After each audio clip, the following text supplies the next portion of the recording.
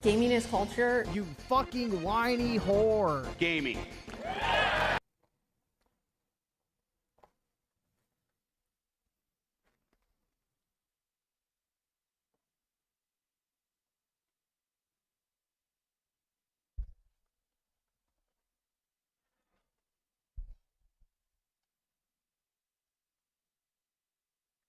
All right, should we see?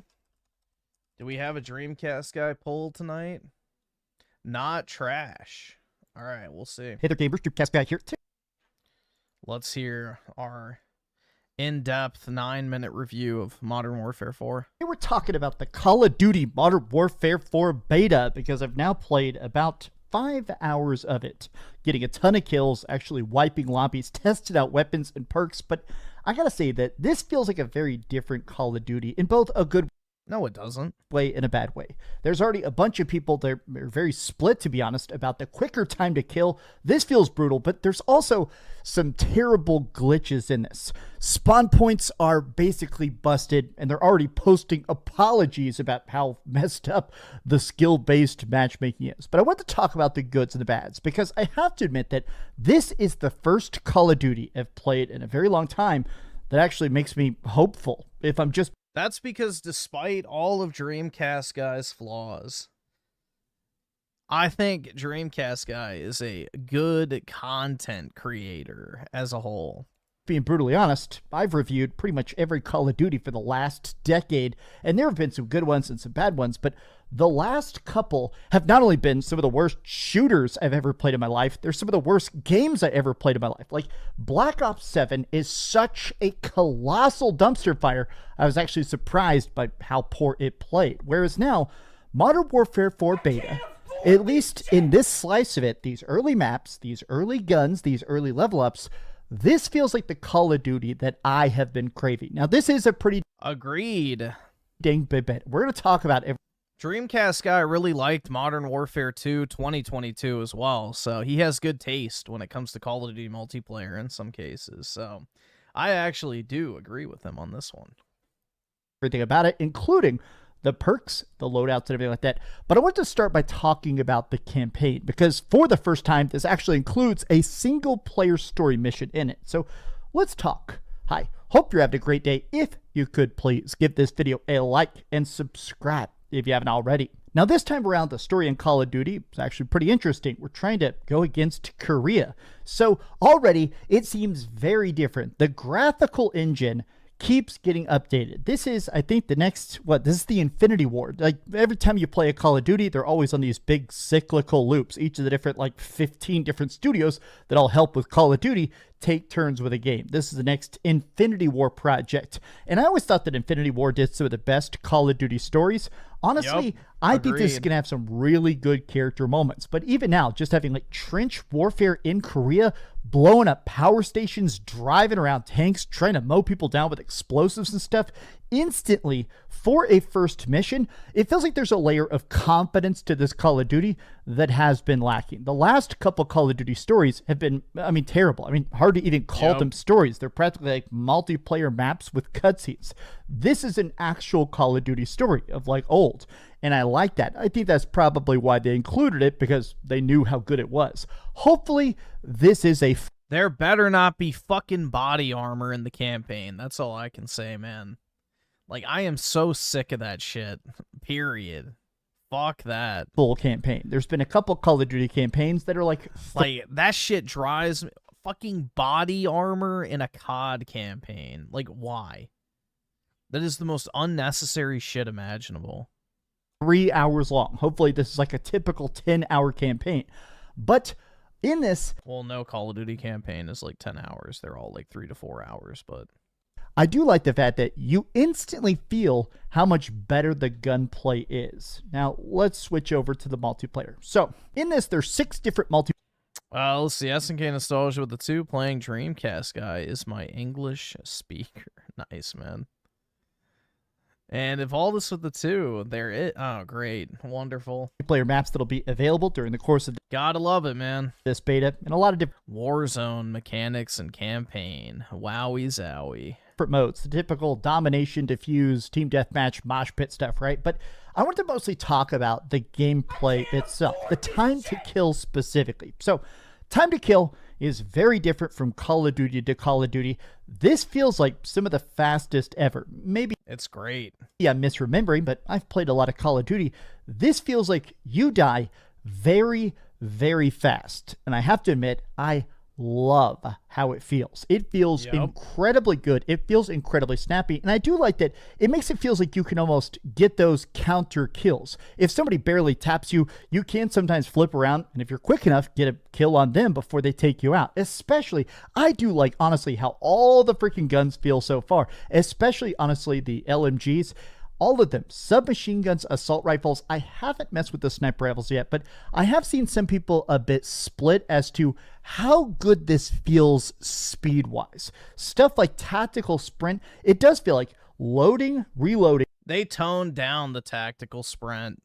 Going fast feels much faster, and with that quicker time to kill, stuff like slides, the fact that you can bunny hop, you can literally just jump around and shoot, stuff like that feels like they're trying to go back to those early, kind of almost cartoonish at times Call of Duties, which I have to admit, you know, as a 40-year-old man, I kind of like that era of Call of Duty. This is very reaction time heavy. I feel like the top players are going to be absolutely God mode, and the peons are going to get slaughtered. But that brings me to skill-based matchmaking. Now, they've been talking a lot about how they've been basically trying to tweak the engine to increase playtime. Call of Duty's posted public statements for the last week talking a lot about how they've basically been trying to tweak how people get match made, how you end up in particular rounds, because they can't just say, you know, all the level 20 people fight together. So this new system is apparently trying to be both. The idea is they're trying to learn from both systems, skill-based matchmaking and just classic matchmaking, where it throws in a bunch of different people. And essentially what they said is that open matchmaking has 32% higher quit rates, 14% less kills, 5% slower win rates or lower win rates, and 60% not fun ratings. They are trying to claim that skill-based matchmaking actually increases the amount that people play. The main reason people don't like skill-based matchmaking, and the reason they're so against it, is because it makes it where every time you have a good match, you just get thrown into the pit. Oh man, like I had some games here where I'm just absolutely wiping up a lobby. Well, my next 5 lobbies are going to usually be a murder's nest. No, sorry, you had a good game. Now everything is going to be brutally, brutally hard. Or vice versa. You have one bad match and now you're being thrown in with like freaking 5-year-olds with open mic eating Doritos. I think that the skill-based matchmaking here still feels too tuned. Even now when there's a huge glut, the big problem is that the longer a Call of Duty is out, if you're playing multiple seasons of it, a lot of times the skill-based matchmaking gets worse and worse as that player pool shrinks. And I feel like I'm already feeling that a bit, especially the fact that, honestly, everything in here feels really weird. The speed of it just feels weird. Player movement feels way quicker, which I do enjoy, but some people do seem like they're extremely good. Mostly the fact that the spawn points do not make sense. Sometimes you'll literally spawn behind other players, literally behind them, and just mow down the entire team. It just feels like I don't really get. Maybe it's just that these are very tiny maps. Maybe we're going to get bigger maps. But for this slice of Call of Duty, it definitely feels like it's skewed towards instant kills and getting right back into the fight. But I want to talk a bit more about the perks and a bit more about just the loadouts, right? How you equip your guns. Now, I've only played 5 hours of it, so I haven't had a ton of chance to like power level and prestige and stuff like that. But first impressions, all the guns do feel really, really weighty. Now, what I mean by that is I feel like the best... I agree. There is like a tactical slot. Again, I kind of like hesitate to say tactical, but it feels like one of those tactical shooters where, you know, your movement's a little more deliberate and actions like reloading and stuff like that take a little bit longer. There is like a weight to the weapons. I agree with it. SNK Nostalgia with the 2. It's official. Ebonics is more official than Dreamcast Guy. She, man. For real? And also the 2, I thought he fixed his grill. Apparently not. Only the top. He hasn't done the bottom ones yet. I don't know if he is going to. Part of playing any Call of Duty is leveling up your favorite gun, whether it is an M4 or a sniper rifle or a shotgun or something. It feels good to load it up and keep snapping on extra, extended clips and cool extra guns and butts and sniper scopes and stuff, right? This feels like already I am liking how the balance feels. A lot of these perks, Battle Hardened, Ghost, Hardline, all these perks coming back feel extra good. But I do want to kind of see how this balances out. I do think that something I think that Call of Duty does better than any other shooter, part of the reason it's so dang popular, is that they're not afraid to constantly be tweaking stuff. They release practically weekly package updates to try and make it so the stuff that's too strong gets a little bit balanced out. There is definitely some guns that already feel a little bit over tweaked in this early, hour one, day one beta. But I gotta say that all of this feels really good. Some of the Call of Duties that are the worst almost just feel like squirt guns, right? It just feels almost like little people going pew, pew, pew. Whereas here, this does seem to convey the weightiness and the impact of good Call of Duties in a way that really feels fun. I am hopeful about this Call of Duty. Maybe these are just the best maps. Maybe this is just the best campaign. Maybe this is just the best guns. But for a first impression vertical slice, extremely impressed. As a guy that probably plays like 50 hours of every Call of Duty before he gets bored, this one is one that I'm actually excited about. We'll see if it actually measures up to be good and see if it actually really scales out. But right now, currently my hype levels went from like a 9 to an 11. We watched a video on the Switch 2 version of it, and it looks pretty good, honestly, for the Switch. The frame rate looks pretty consistent. Obviously the visuals are a little rough, but overall it looks pretty good. Wait, why did I say 9/11? Anyways, thank you so much for watching this video. 9/11, whoa. If you could please give this video a like, subscribe if you haven't already, and please keep dreaming. And what do you think about the Call of Duty beta? Thanks so much for watching that video. If you want to see something else, you can always... Personally, I like it.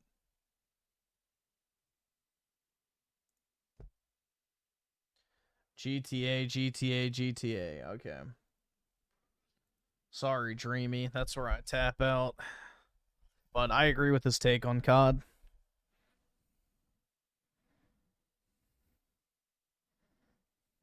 Great, we're getting more Korean thirst traps now.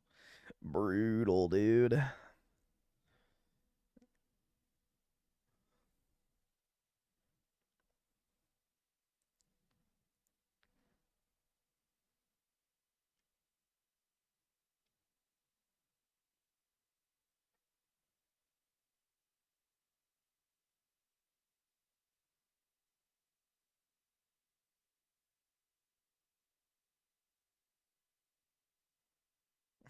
I guess I'm old school. Yeah, exactly. The Mamdani administration is emboldening us so that we no longer tolerate the violence of evictions as a matter of business as usual.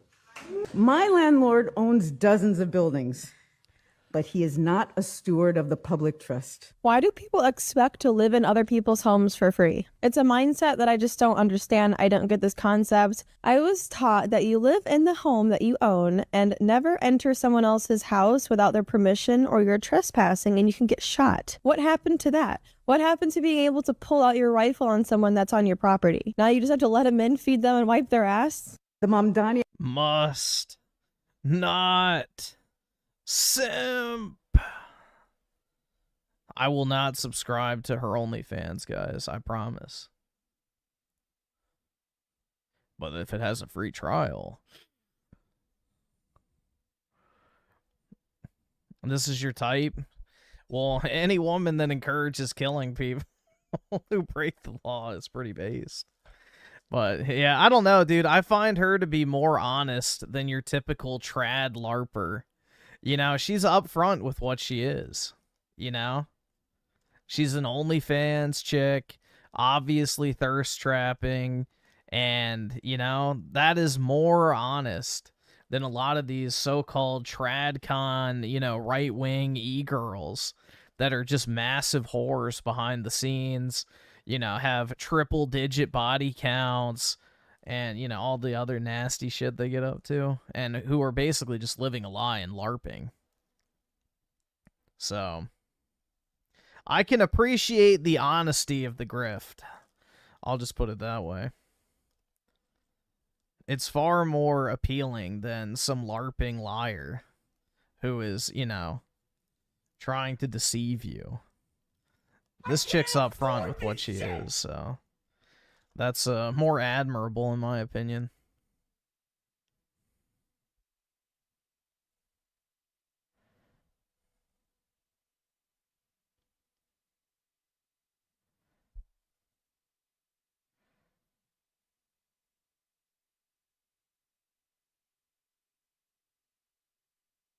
I'm gonna break into your house and say hi, Griffin, and leave. Yeah, on a stretcher.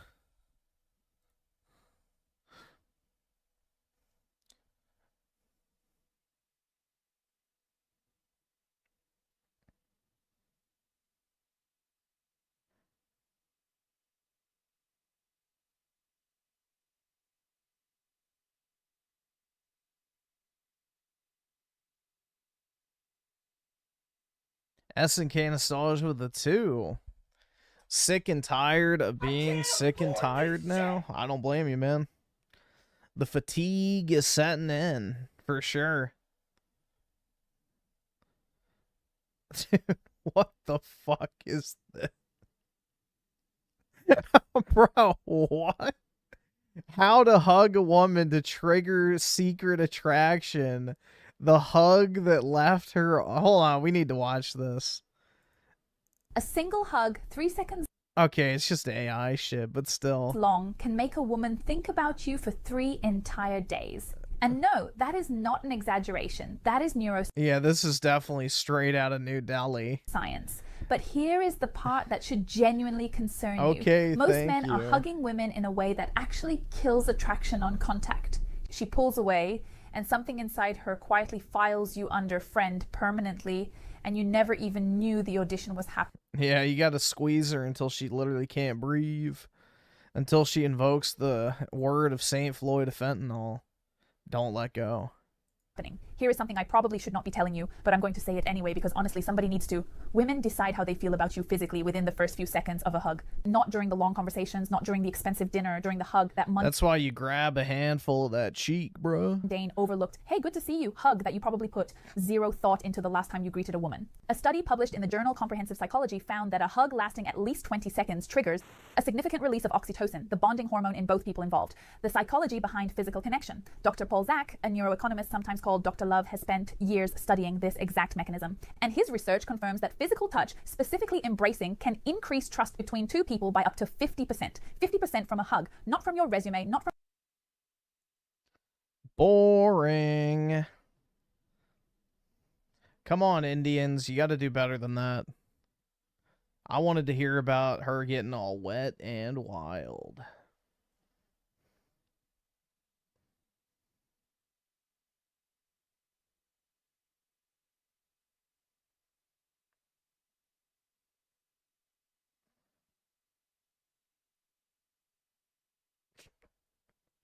Bro, what the fuck? Cracking a torta made me realize the dating market is cooked. Should we listen to this scholarly analysis of the dating landscape? So back in 2019, bro, I was up on the dating apps and everything, you know what I'm saying? And as I was swiping through, I matched with I don't know what you're saying. this one woman, you know what I'm saying? And, you know, based off of her picture, she seemed smooth and everything, you know what I'm saying? She seemed super smooth. And, you know, I think I got her like Snapchat or whatever back then. And we was talking and everything was cool, you know what I'm saying? She was showing a lot of interest and showing a lot of attention and everything like that. And, you know, I was like, all right, cool. Like, you know, she looks smooth, whatever, you know what I'm saying? Now, at the time, bro, you know what I'm saying? She had lived mad far. So we were trying to figure out like where we gonna meet up. And when I say mad far, I don't mean like super far, but it was gonna be a little bit of a drive, bro. I was gonna have to drive like 20 minutes. You know what I'm saying? And that's a ways, brother. So we decided to meet up at a Buffalo Wild Wings, right? And I should have known from that point, right? I should have known from that point what it was gonna be. Because who really goes on a first date at a Buffalo Wild Wings? But you know, Big backs. That's neither here nor there, bro. Buffalo Wild Wings it was, all right? So it's the day of the date. I pull up, you know what I'm saying? I'm a little nervous because at the time, this was my first actual, like, Tinder date, technically, right? This is the first time I ever meet somebody off the app, right? And I pull up, and I go, and I get out, right? And I know I'm there first, right? I was a little late, but I'm there first. I go inside, right? I use the bathroom. I come out. I see her. Instantly, when I see her, I knew this was a mistake. I knew this was a mistake, brother. I knew it was a mistake. I come out, bro. I see a hefty, you know what I'm saying? A hefty individual in front of me, bro. You know what I'm saying? Built like I don't know, bro, Nikola Jokic or something like that, bro. Hefty individual, you know what I'm saying? And I'm looking, I'm like, I know that ain't.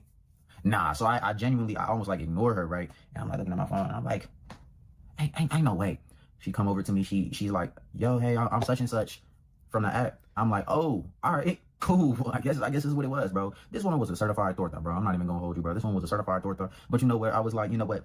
We already here, brother. I done made the drive. Let's just get some wings. So we start eating, right? We sitting down, we eating the wings. And I'm trying to have a conversation with this person, right? Because at least we gonna have a conversation. And as I'm trying to talk, bro, tell me why she was the most dry individual of all time. Now, at this point, I low-key feel disrespected because it's like, bro, you already... She just wanted the food, bro. You know what I'm saying? A BBW, money. Like, you already a BBW, and you over here, you got the nerve to also be dry in conversation. You trying to ego me? You trying to ego me, my nigga?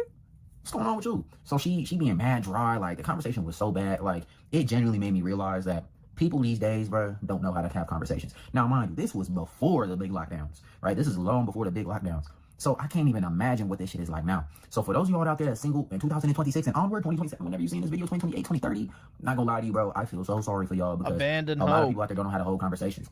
Whether it's a man or a woman, bro, you talk to somebody these days and they just, yeah, okay, whatever. You know what I'm saying? And it's like, how you gonna be dry on the date? That shit don't even make no damn sense. But that's what people are like these days. And you can attribute part of it to the lockdowns. You know, people were very by themselves. They socially were like kind of stunted in their growth. Like they don't know how to talk to each other. They don't know how to hold conversations. They're socially awkward. But even before that, it was already getting like that, bro. And I'm not even trying to sit here and say that social media is the culprit for everything ever.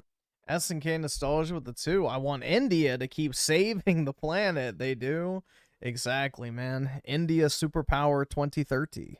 But what I am gonna say is, social media definitely has done some damage. Brother. India It's done number some damage. one. Because you talk to people in real life these days, and it's like they just like it's like everybody's like fucking slow, bro. like they don't have anything to say. There's nothing going on behind them blue eyes, and it's like, what's really going on? You can't even hold a conversation. So if you really think about it, if you can't even hold a conversation, how is it that we supposed to how are you supposed to find a relationship if you can't even hold a conversation? You know what I'm saying? So for all y'all out there that's looking for somebody, bro, I feel for you. I feel for you. But what you gotta do, man, is just make sure that your social game is on point, because the worst thing that can happen is your social game is not on point and neither is theirs, and y'all just both like staring at each other like these.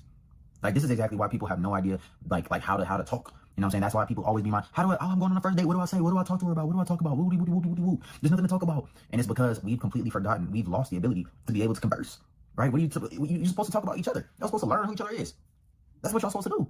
You feel me? And it's like, we've lost the ability to do that. We are now in a point to where you sit down with somebody and it's like, you damn near gotta interrogate them, bro. You know what I'm saying? Now, part of this can be an attraction thing, obviously, right? If the person I just noticed he has the fucking One Piece hat in the background. From you finds you attractive, Bruh. they don't make it easy. But at the same time, it's not how it used to be, even if they are attracted to you. Because here's the thing, that's only one part of the equation. The other part of the equation is this, especially with women, bro. Women nowadays, bro, they when they got an ego, when they got hella followers, right? They don't even have to be an influencer. If they look a certain type of way, they're a baddie, or they define themselves as a baddie. Because look, I ain't gonna lie, every girl claim they a baddie now, bro. It's out here 3s and 4s out of 10s. Out here, I'm a teen. claiming they baddies, brother. Like it's bad. It's getting terrible out here. But if they classify themselves as a baddie, right, they don't expect you to do all the heavy lifting. You know what I'm saying? And it's like they don't bring nothing to the table. You know what I'm saying? They want you to pay for the date. They want you to be a gentleman. They want you to carry the conversation. They want you to do X, Y, and Z. And what do they bring to the table? And the thing is, like, they ain't even bringing no buns to the table. They ain't even giving it up. So it's like, what is the point of going on this date in the first place? Oh, to get to know each other. How am I supposed to get to know you when you're sitting there just mad quiet? You expect me to carry the whole convo, bro? You know what I'm saying? Girls always like, oh, make me laugh, make me do this, make me do this, make me do that. If I gotta make you do shit, no, bro. Asking for too damn much, bro. It's like, goddamn. And this is exactly why this generation is not gonna have no kids, not gonna have no babies, not gonna get married, none of that. It's because people don't know how to goddamn communicate no more. People don't know how to come together no more. It's all about, what can I get out of this person, rather than, oh, can I get to know this person? Can we actually form a real connection? You know what I mean? Like, build a real connection, build a real vibe. Nowadays, it's, oh, what can I get out of him? Nowadays, it's like, oh, what did he buy you on the first date, girl? Oh, where did he take you? Where did he take you? What is he doing for me? Like, that's all it is. Everybody just trying to get something out of each other, bro. And it's like, god damn, bro. This is just made me realize that dating is fried, bro. Like, going on that date made me realize that it's fried. Back then it was fried. It was cooked back then. I can't even imagine how cooked it is now. I can't even imagine. So what is the solution, right? What is the solution? Because we know dating is fucking fried. It's over roasted. You gotta go gay, man. Barbecued, right? The solution I don't know. I don't know. You just kind of have to keep looking, bro. When it comes to finding a relationship, you just have to be very intentional about what you're looking for and just be very picky. You know what I'm saying? Too many times people pick other people that have all these red flags and you stay with them just because you're so lonely and you're tired of being lonely. You can't do that shit, bro. You gotta be mad picky and you gotta find the right one no matter how long that takes. And if that means you're just gonna be alone for the rest of your life, you might just have to take that L to the chin, brother. I don't know, man. But let me know what y'all think in the comment section. I'm out. If you can't get a woman, you have to become the woman. There you go. SNK nostalgia with the 2, tattoos and mental illnesses. Yeah, I would imagine there's a pretty strong correlation between the 2 of those for sure. I'm sure there's a pretty strong correlation between the 2 of those.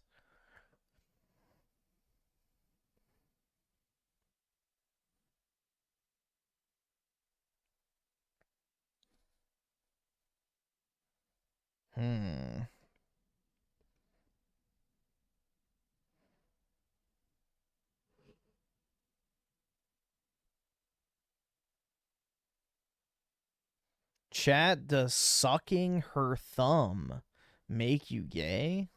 Like putting her thumb in your mouth? I don't think so.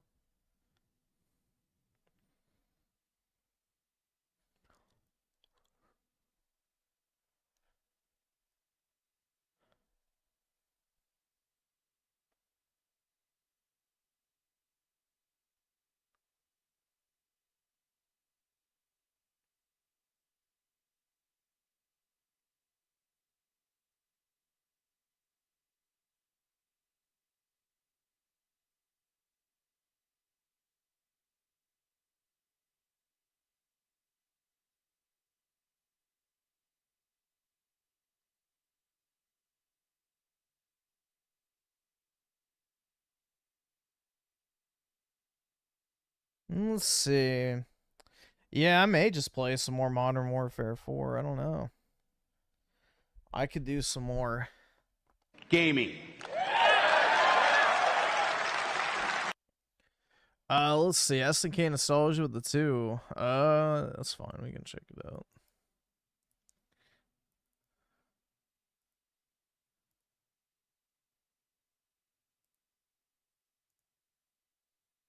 Woke. Just wanted to remind you guys, if a biological man says he has a vagina now, that's not a vagina, friend. That's an open wound. Get that looked at. So anyway, a lot of people are saying that Resident Evil Requiem is the best Resident Evil they played in years, but is it cuck journalists saying this or normal dudes? Grace Ashcroft definitely isn't as hot as Ada Wong. Has Capcom... What? Hold on.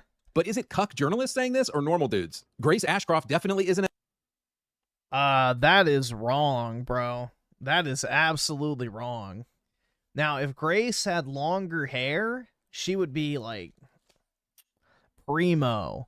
The short hair does take away a bit from it, but, dog, Ada Wong looks like a 40-year-old, like, nail salon owner. As hot as Ada Wong. Has Capcom finally given in to the LG HDTV mafia and made the main female an ugly girl boss?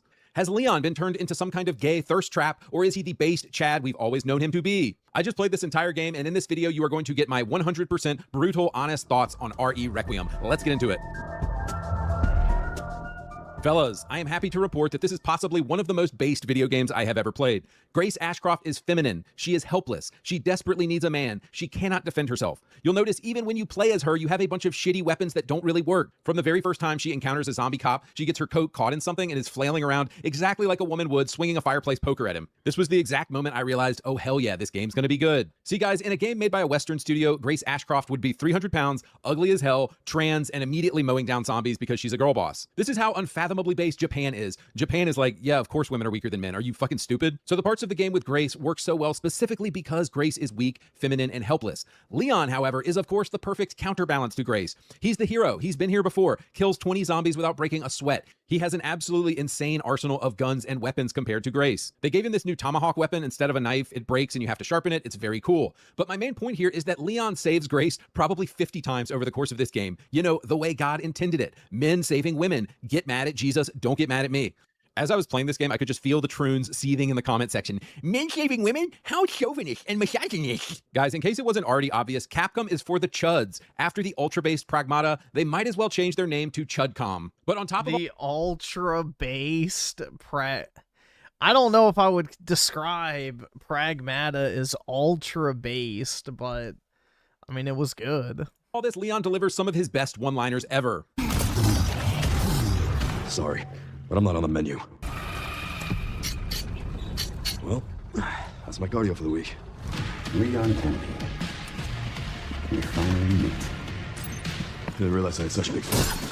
How about an autograph? As always, Japan in 2026 is better at doing Western culture than Western culture is. All of the arts and institutions in the West have become infested with LGBTQ pedophile weirdos. Japan is like the friend holding up a mirror to the dude who wears a dress now but used to be based in the 80s. Remember who you are, white man? Leon's lines are straight out of 80s and 90s American movies. Knock, knock.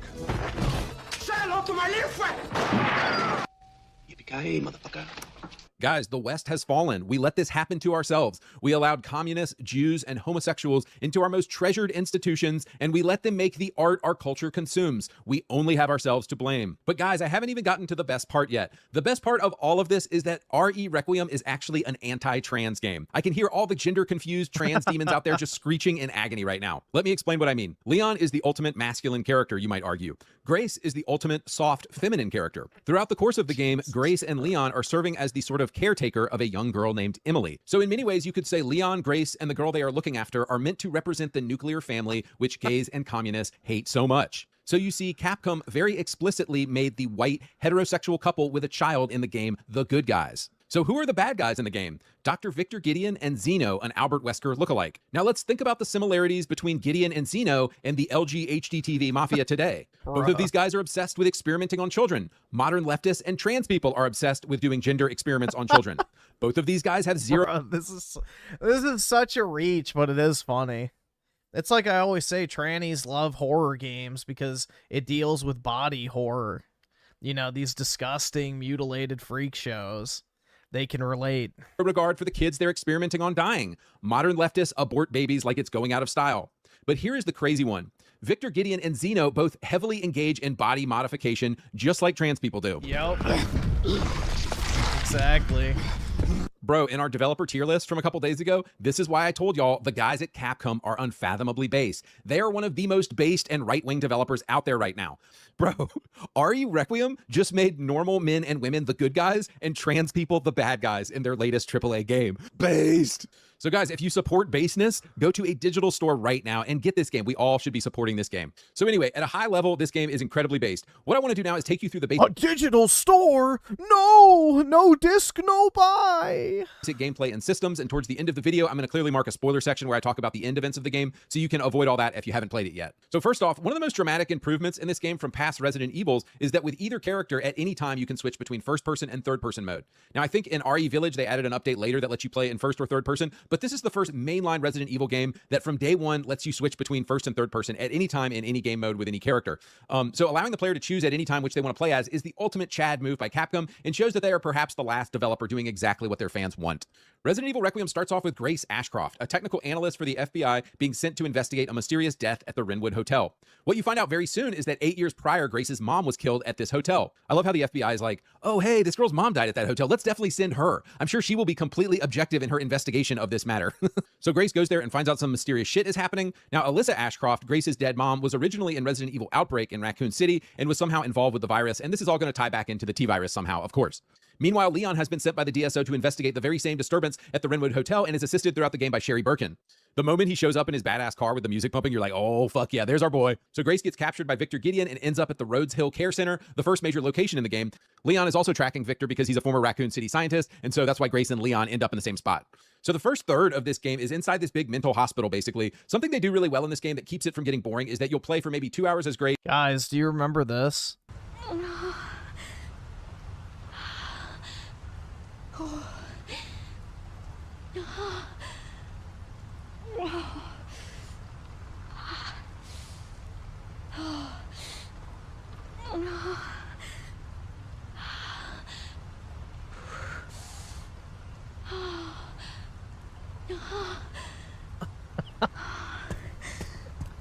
That shit was so fucking funny, man. Like, dude, they absolutely had to coach her into making porn noises. There's no way.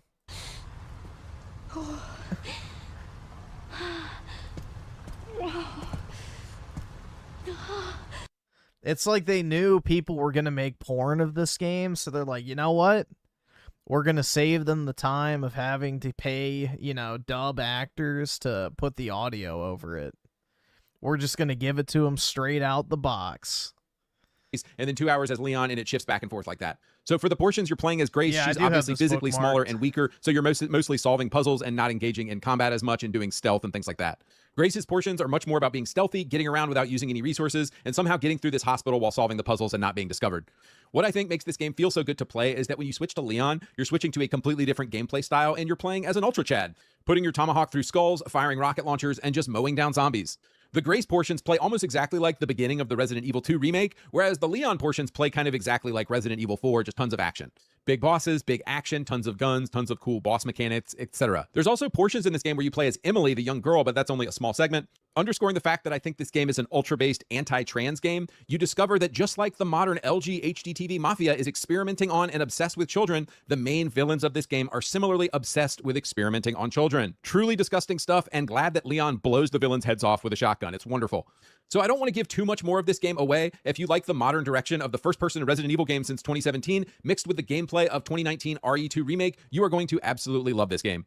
I highly recommend this game and Pragmata. It's actually nuts that a AAA studio released this and Pragmata so close to each other because both games are ultra-based. Like I said earlier, the West has fallen, boys. Japan is now officially holding up a mirror to the trooned-out HRT corpse of American film and video games and saying, "Remember who you are, white man." Oh, guys, before I get out of here, click the link in the description to follow my third YouTube channel below. I'm calling it Andy Pants Cut Content. Basically, I have this channel, and we have the Save Scum channel for the podcast. I'm starting a third channel where I just straight up play games and review them. So if you are interested in watching full reviews of games, definitely check that out.